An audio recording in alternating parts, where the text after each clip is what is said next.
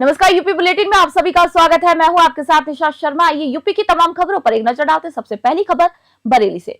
बरेली थाना इज्जत नगर पुलिस ने देर रात सैदपुर चुनीलाल मार्ग पर मुठभेड़ में शातिर बदमाश फैजान को घायल अवस्था में गिरफ्तार किया। पुलिस उप निरीक्षक विकास कुमार की टीम संदिग्धों की चेकिंग कर रही थी। आपको बता दें कि सैदपुर बाग पुलिस बूथ के पास स्कूटी पर सवार फैजान और उसका साथी आसिफ पुलिस को देखकर भागने लगे। उसका पीछा करते हुए स्कूटी फिसल गई और गिरने पर फैजान ने पुलिस पर फायर कर दिया, जिसमें हेड कांस्टेबल धनेश सक्सेना घायल हो गए। पुलिस ने जवाबी कार्रवाई कर फैजान को घायल कर गिरफ्तार कर दिया। फैजान के कब्जे से तमंचा 315 बोर, 2 खोखा, 2 जिंदा कारतूस, 270 रुपए और स्कूटी बरामद की गई है। आसिफ फरार है। वहीं दोनों पर पहले से कई संगीन मुकदमे भी दर्ज है। घटना में घायल पुलिसकर्मी और फैजान को अस्पताल भेजा गया। बरेली से ब्यूरो रिपोर्ट आपको दिखा रहे।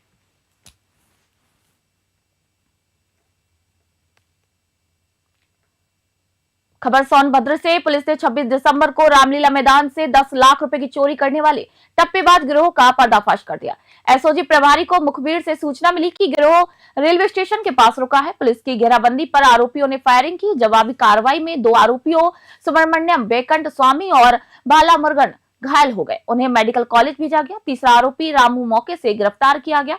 वहीं गिरफ्तार आरोपियों का नायडू गैंग से संबंध है, जो कि तमिलनाडु और महाराष्ट्र से चोरी की घटनाओं को अंजाम देते हैं। रामू के पास से 1.35 लाख रुपए नगद बरामद किए हैं, जबकि 8.45 लाख रुपए बैंक में जमा बताए गए। चोरी बलिया के रसड़ा स्थित छात्र शक्ति कंस्ट्रक्शन कंपनी के खाते से हुई थी। सोनभद्र से संतोष साहनी की रिपोर्ट आपको दिखा रहे हैं।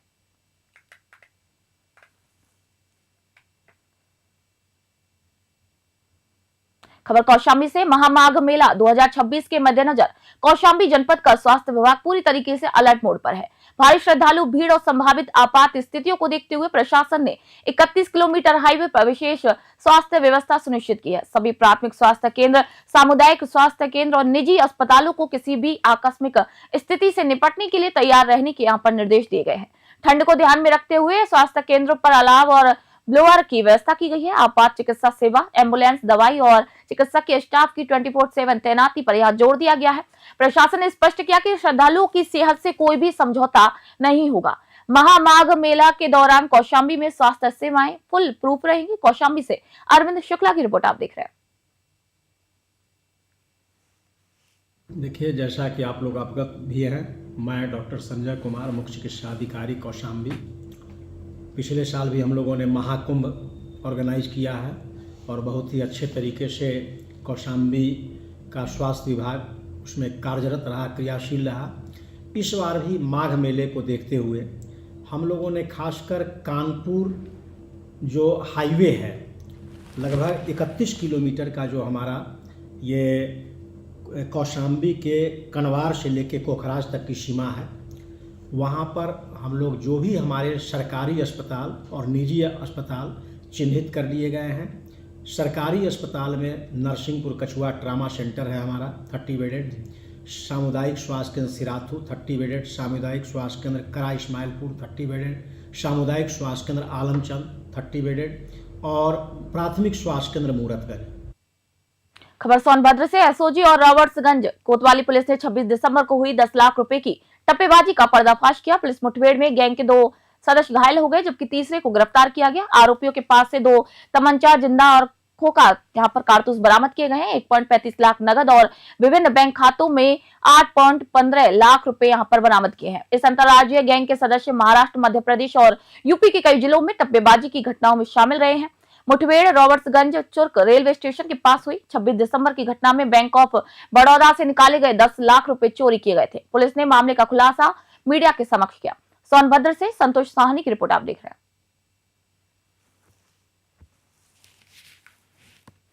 दिनांक 26/12/2025 को थाना रॉबर्ट्सगंज पर एक तहरीर प्राप्त हुई थी, जिसमें बताया गया था कि एक इंफ्रा कंपनी है, उनके अकाउंटेंट और उनके driver bank of Baroda Robertsganj की शाखा से लगभग 10 लाख रुपए नगद कैश निकाल करके वाहन में जा रहे थे।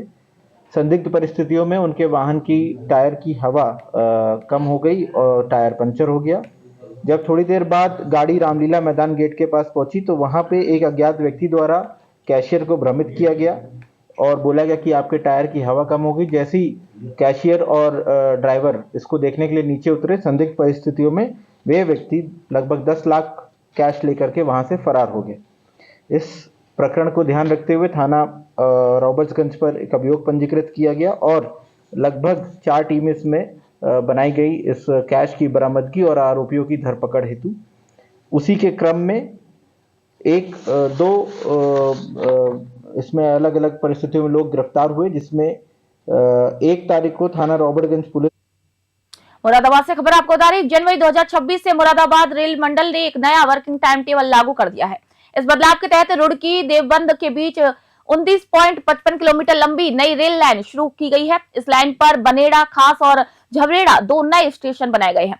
इस बदलाव के साथ 18 नई ट्रेनें शुरू की गई हैं और 6 का विस्तार किया गया। देहरादून कोटा एक्सप्रेस अब नए रूट से चलेगी, जिससे समय की भी बचत होगी। इसके अलावा इज्जत नगर मंडल की 40 ट्रेनों के समय में बदलाव भी किया गया है। यात्रियों से अपील की गई है कि वे आधिकारिक ऐप या फिर वेबसाइट पर समय की जांच कर असुविधा से बचे। मुरादाबाद से ब्यूरो रिपोर्ट आप देख रहे हैं। जी, इस वर्ष 2025 में कई कार्य हुए थे मुरादाबाद मंडल में, जिसका नतीजा हमें 2026 में देखने को मिलेगा। 1 जनवरी 2026 से नई समय सारणी लागू कर दी गई है। गत वर्ष में एक नया ब्लॉक सेक्शन हम लोग के यहाँ चालू हुआ था रुड़की से देवबंद के बीच में, जिसमें 2 नए स्टेशन बनेड़ा खास और झबरेड़ा, इन दोनों की कमिश्निंग हुई है और अभी वर्तमान में वहाँ पे 1 जोड़ी पैसेंजर ट्रेन का संचालन भी किया जा रहा है। उसी के साथ साथ 18 नई गाड़ियाँ हैं जो मंडल को मिली हैं और जो प्रमुख स्टेशन हैं, जिसमें मुरादाबाद, बरेली, हरिद्वार, देहरादून जो हमारे स्टेशन हैं, उनको इन ट्रेनों का स्टॉपेजेस मिला है। उसके अलावा 6 गाड़ियाँ हैं जिनका एक्सटेंशन किया गया है उनके डेस्टिनेशन पॉइंट से, और तकरीबन 18 गाड़ियाँ ऐसे हैं जिनके स्टॉपेज जो हैं इंक्रीज़ किए गए हैं।